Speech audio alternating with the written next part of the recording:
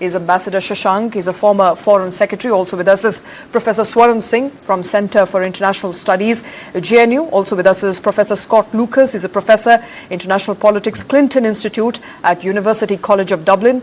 And with us is Andrew K.P. Leung. He's a business strategist and economist, live from Hong Kong right now. Thank you very much, gentlemen, all of you, for taking time out for joining us on the show. Ambassador Shashank, I want to come to you first, sir. And of course, the biggest question that is coming to light this evening is, what does Trump mean when he says that he's lost India to China? Is it realistic? Is this how modern diplomacy works? President Trump, I think, is expressing in a dramatic fashion what has been the US policy all along of alignment, that those who are not aligned with the US and listening to the US are considered against it, whether they call it non-alignment, whether they call it strategic autonomy, whether they call it multi-alignment.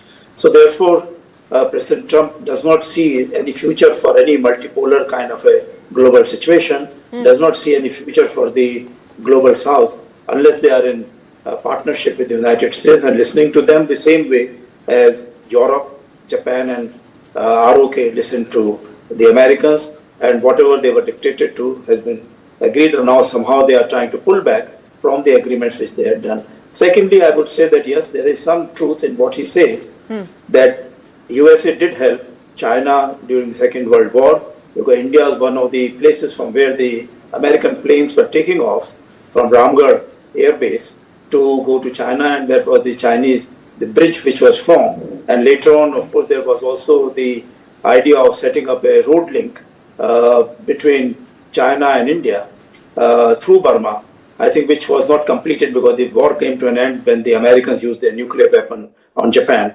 So that is the basic situation. I would say that India has gone for Quad partnership, but does not see it as an extension of NATO. Secondly, we have gone with China and Russia because we see that there is merit in it, in getting oil from Russia and building relations with China of mutual friendship, mutual understanding and respect. Right. Because we have a 4,000-kilometer border with China, so we cannot always see that when it's only by force that will protect our interests. Force is there, but at the same time, we have many areas of common interest. All right, we have many areas of common interest, and India and China, they're of course trying to find common grounds to work on strategically. But I have to ask you, Professor Swaran Singh, how does India's presence at the SCO, the bonhomie that we saw underplaying in SCO, how does it impact and benefit India's long-term strategy?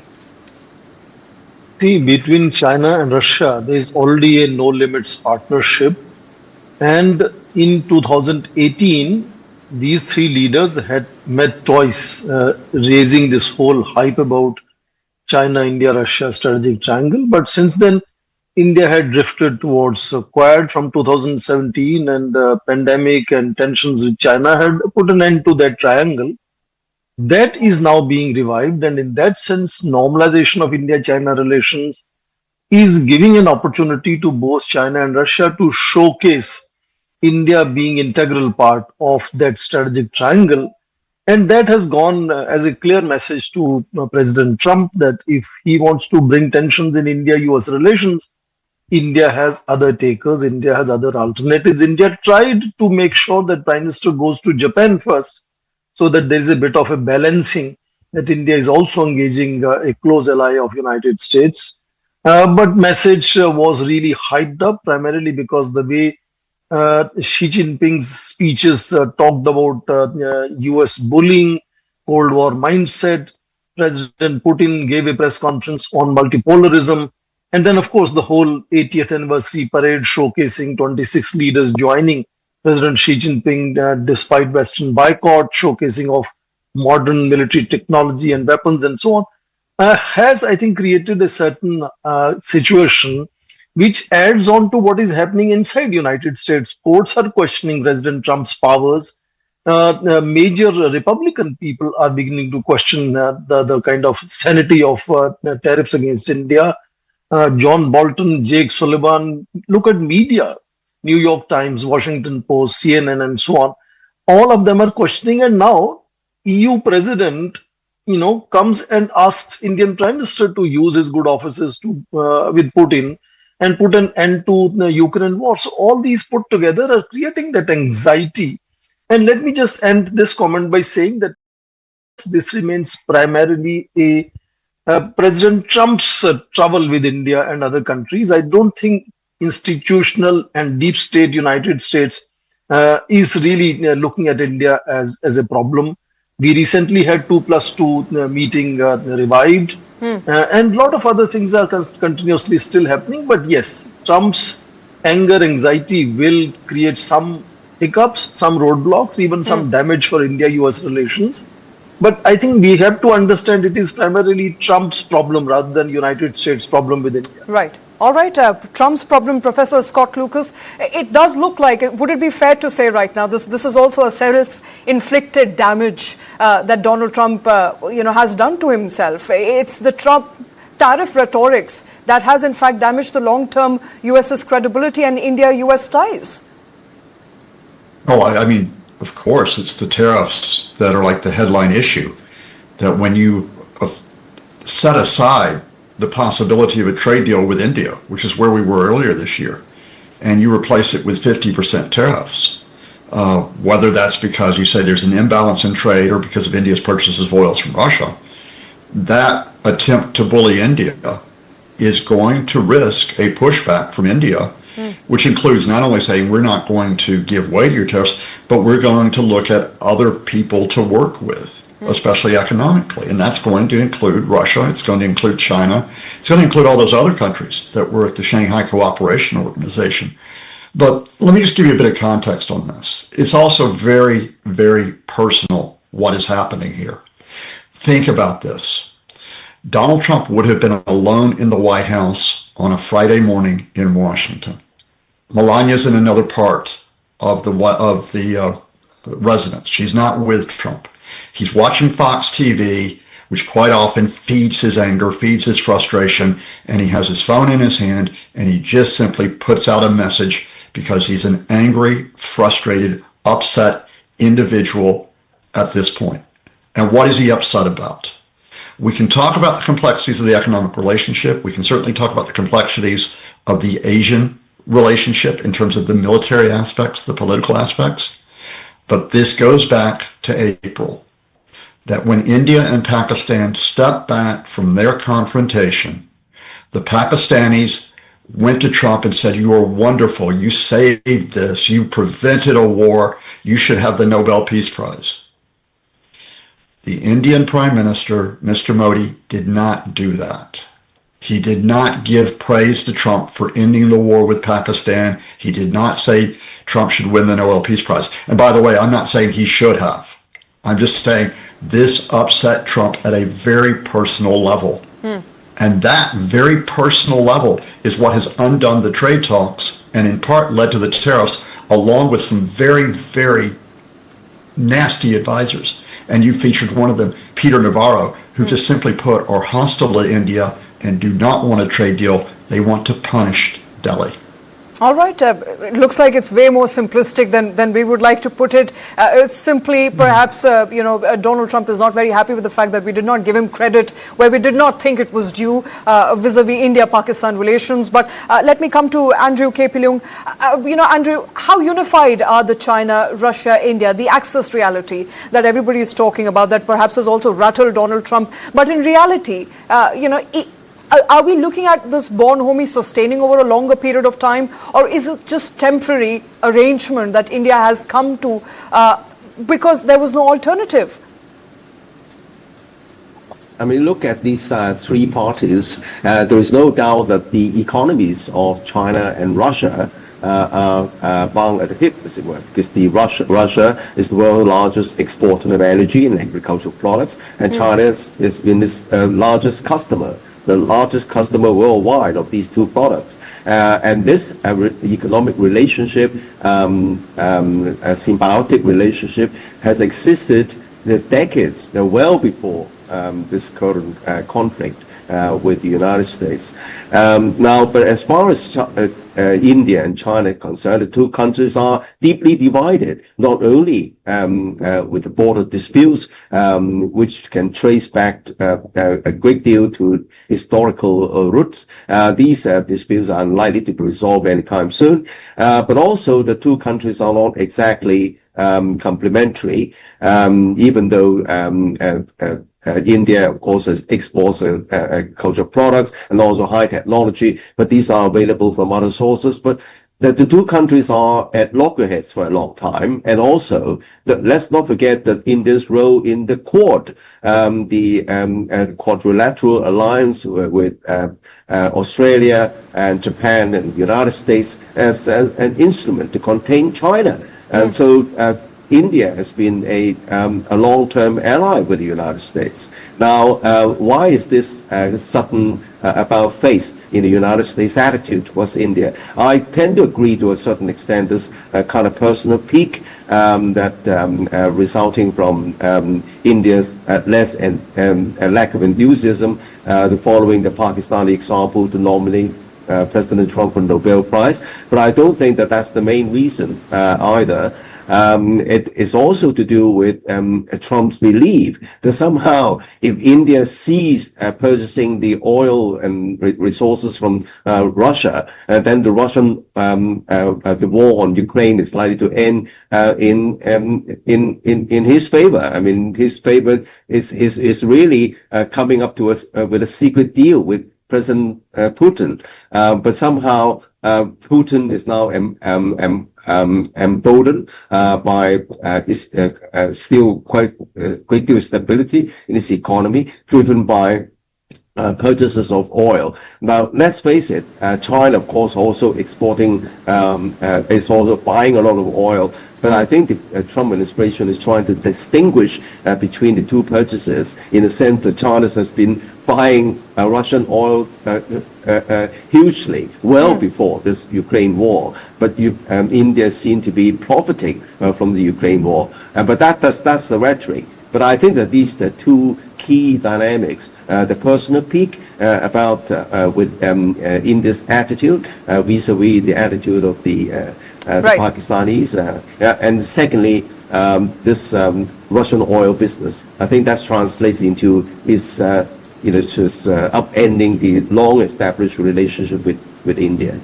All right, but Ambassador Shashank, is it the personal pique, as all the other guests are also referring to? Is it about his personal pique not getting enough credit where he thought it was due, and that is his involvement vis-a-vis brokering a peace between India and Pakistan, or his claims that India is actually fueling the war in Ukraine? Because when we try and debunk some of those claims, we realize that, if what India is also doing is taking care of its own economic needs, it's ensuring the energy security of 1.4 billion people, as well as ensuring that oil prices remain stable globally. But for Pakistan to promote President Trump's case, or anybody, any leader of USA for the Nobel Peace Prize, is one thing, because Pakistan is a creator of terrorism and trouble in India and in the region. And therefore, India punished it. And Pakistan wanted to escape that punishment, and the Americans helped them escaping the punishment. And so Pakistan can jolly well say that, whoa, we are a nuclear power, India is a nuclear power, and President Trump should be given Nobel Prize because he stopped a nuclear war between India and Pakistan. What they don't tell President Trump, that they were spreading terrorism all over, including 9/11 in America, where most of the people had visited Pakistan at one stage or the other. That President Trump does not want to know, because he is making so much money and his family and friends are making money, both in Pakistan and even in the United States. So they are doing very well. They say our economy is doing so well, our policies are very successful. So India cannot support equalization between terrorist sponsoring state, terrorist sponsoring military establishment in Pakistan, which is also crushing its own people in Pakistan, and they are all trying to rise in revolt against them. And India is trying to befriend Russia and China, not because we want to join hands with these deep, dark, and all these kind of countries, but what we are trying to see is that the Asian countries should not be succumbing to the muscle flexing by the Chinese, or could you go to Russia in a way that there is a war support between Russia and Ukraine. So I think India is trying to make sure that Russia-Ukraine come to a peace. Secondly, China behaves like a normal, responsible civilizational power in Asia and the world. And I think that is very important. India has a long-term role to play in that, and India will continue to play that role for world peace and peace in Asia. 100%. And Professor Swaran Singh, when you talk about, all countries aligning against the West, is it not a very microscopic view of how the world works today? It's a multipolar world. It's not East versus West. It's about multi-alignment. And I believe that's what India is also trying to do and has done by the way of participating in SCO. I fully agree with you. I don't think even if we imagine worst case scenario, we today can have bipolar divisions like 1950s and 60s Cold War times. The world is so deeply intertwined, interdependent, interconnected today that it's not possible to have kind of a clear division of who is on which side. India keeps its options open even now with United States. You heard Commerce Minister Piyush Goyal still saying that by November we are likely to have the first tranche of a bilateral trade agreement. We are still hopeful.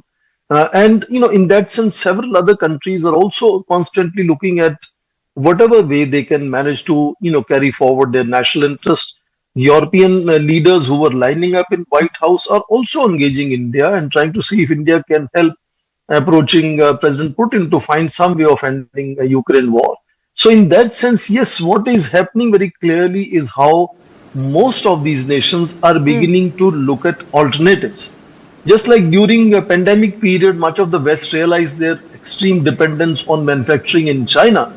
World is today realizing that their dependence on United States with President Trump on the helm for next 3.5 years is not really fully dependable, and they are looking at what alternatives can be there. So in that sense, you see certain number of European countries engaging India through the FTA agreement that we are working on, the Shanghai Cooperation Organization witnessing another group of countries coming together.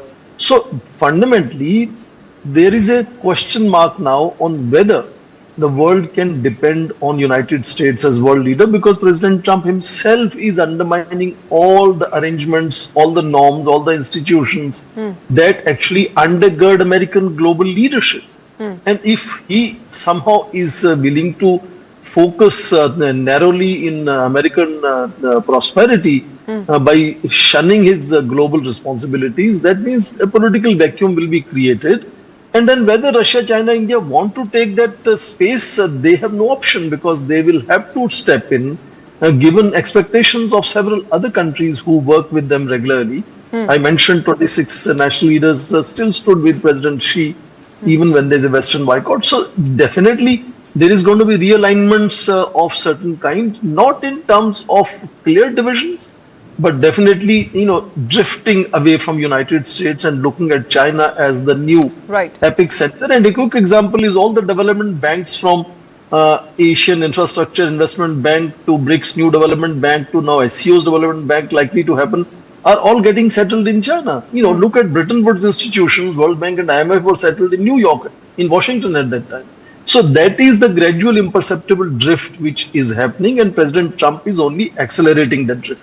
All right. And Professor Lucas, if anything, I think Trump is solely also responsible for the volatility in their domestic policy. So there is absolutely no way business and money will flow where there is, so much volatility. And that is coming by the way of domestic politics as well as policies from Trump administration. Now, in that regard, sir, and given the Trump tariff war on many countries, including India, where do you see India-US ties going forward? Professor Swaran Singh said that this perhaps is a temporary blip. It may not continue after Trump is not in power, after he is replaced. But do you think there is a long-term damage to India-US ties here? And how do one really navigate these turbulent times? Because there is no trade deal just as yet. We were hoping that there will be a trade deal. We haven't been able to arrive at a consensus with the US. Where do you see India-US ties heading from here? I think my colleagues have put it well, that what we're seeing in the short term is not a strategic realignment yet. It's not like India is now going to be strategically relying on Beijing as opposed to Washington. It's not that India is going to be leaving the Quad, for example. Instead, you're seeing tactical maneuvers. And what we've seen in the last few weeks is India's tactical maneuvers are not only with China, with Russia, and with Asian countries. It's also, for example, the discussions with the European Union on whether there can be closer ties, including economic ties. It's that historic agreement with the UK, that trade agreement, which should start to come into effect in 2026. In other words, I've never really liked the idea of a multipolar world. I think it's too simplistic with respect. But what you do is that you don't just simply put all your eggs in one basket. So India is going to be looking to diversify its relationships. Now, what does that mean in the longer term? If you get a sensible government in the United States that comes back to cooperation and partnership, as we tended to have for all its faults with the Biden administration, then India can say, yes, we'll get back to a position of stability.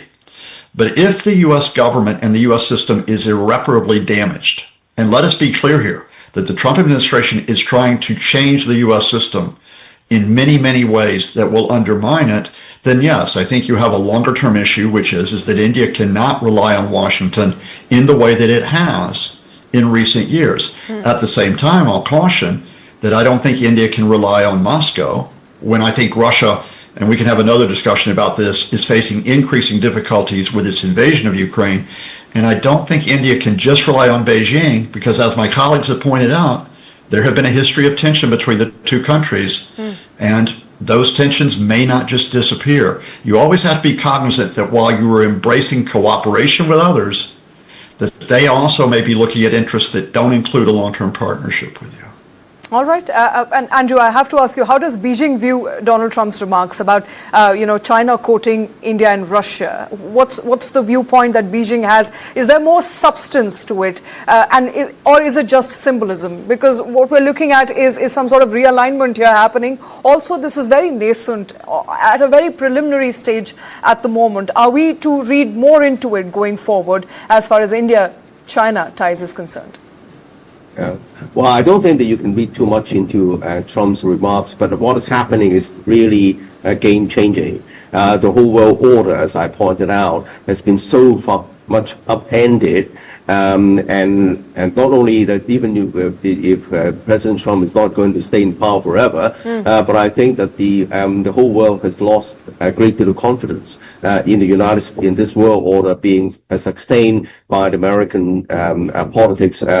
As they are, and is now trying to create or steer the world into a more cooperative and more inclusive and maybe fairer environment, paying attention to other countries' sovereignty. And China is now touting itself as the vanguard of this old world order, if you like, which was first founded by the United States and led by the United States based on commonly accepted rules. And of course, China has benefited hugely from this system. But now the system has been totally upended. And so, along with countries in the Global South, China is now taking up the leadership, as it were, or self-imposed leadership, to steer the world into a better place.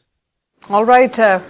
Well, it does look like U.S. President, at the moment at least, is rattled with the pictures that are coming out of the SCO. But that's all the time we have on the show today. Ambassador Shashank, Professor Swaran Singh, Professor Scott Lucas, as well as Andrew K.P. Leung. Thank you very much, gentlemen, for taking time out for joining us on the show today. We continue to track the latest as far as Donald Trump's tweet on the bonhomie between Modi, Xi and Putin is concerned.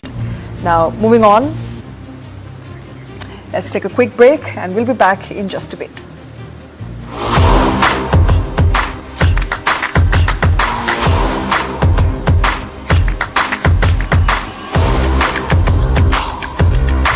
This is India's #1 news network and you're watching News9. English news as it should be. Associate sponsor anchor toothpaste, नए जमाने की नई सुरक्षा। Beautiful 18th century और अभी तक चल रही है। ज्यादा नहीं चलेगी। कुछ का प्रोमिनेंस नहीं, प्रोमिनेंस। Wow, original. या स्पेन से लाए थे। वहीं छोड़ा थे। प्रोमिनेंस नहीं है ना, प्रोमिनेंस? मैं कहना चाह रहा था कि प्रोमिनेंस नहीं है, प्रोमिनेंस मतलब प्रोमिनेंस विंडोज, इसमें है हाईएस्ट वेदर रेजिस्टेंस और घर को रखे safe from termite, seepage, dust and noise. Prominence for the world you deserve.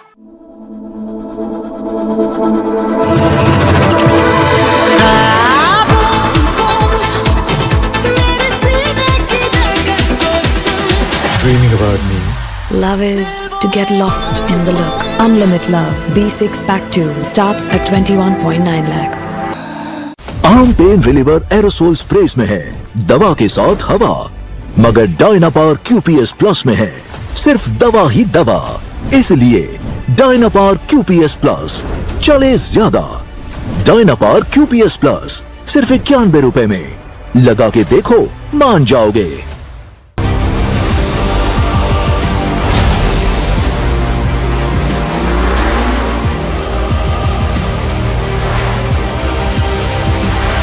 The power of Digi-Alkaline from Nippo Thor. Breaking news. Major disruption is expected this week. Yes, disruption confirmed. That's me. Relax. No scams. No scams. Just my brand new show, News Cosmic with Cyrus.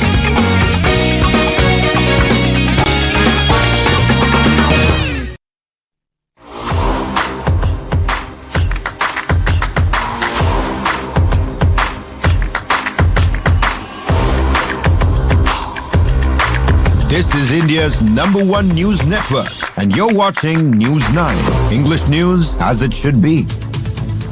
Welcome back. You're watching News9. I'm Shweta Kothari. Amid allegations of electoral roll manipulation by the Congress, the Karnataka government and cabinet is now going back to paper ballot. The cabinet has recommended that State Election Commission use ballot paper for local body elections. State Law and Parliamentary Affairs Minister H.K. Patil cited erosion of confidence in EVMs as the reason behind this decision. Patil said that this could ensure that the trust remains in electoral system. ನಮ್ಮ ಅನುಭವದ ಮೇಲೆ ನಾವು ಒಂದು ತೀರ್ಮಾನ ಮಾಡಿದ್ದೀವಿ. ಅನೇಕ ದೇಶಗಳು EVM ಬಂದು ಮತ್ತೆ ಬ್ಯಾಲೆಟ್ ಪೇಪರ್ ಬಂದಿರತಕ್ಕಂಥ